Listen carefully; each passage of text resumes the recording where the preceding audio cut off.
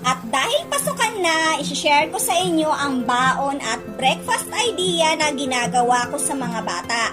At gagamitin ko ngayon ang PHZLL HB 1200 hand blender from Solele.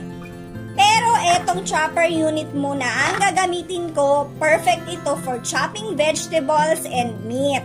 Sa recipe na to, kailangan natin ng onion, carrots, red bell pepper at cabbage.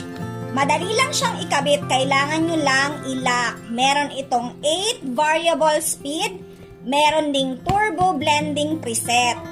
800 watts pala ito mga mamis at low noise level.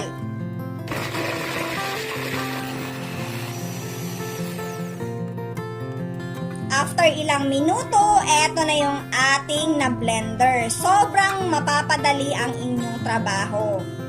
Ilagay lang natin sa isang mixing bowl plus yung dinagdag kong cabbage para medyo madaming gulay. I-mix lang natin and then iset aside.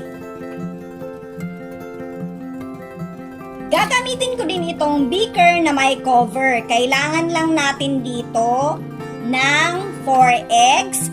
Tas gagamitin ko naman itong pang-whisk. Sobrang dali lang nitong pagpalit-palitin. Kailangan nyo lang i-twist and lock. Mag-add lang tayo ng salt and pepper and then i-whisk. Ito naman, perfect ito for whipping creams at pang-whisk kagaya nito. At ang bilis lang nito mga mamis na hugasan.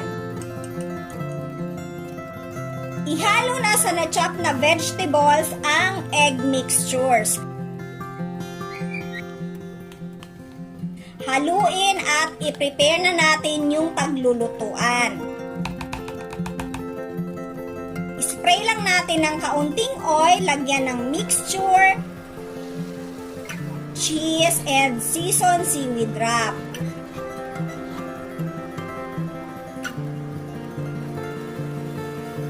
I-flip at ayan, done na ang breakfast in baon ideas ng mga bata.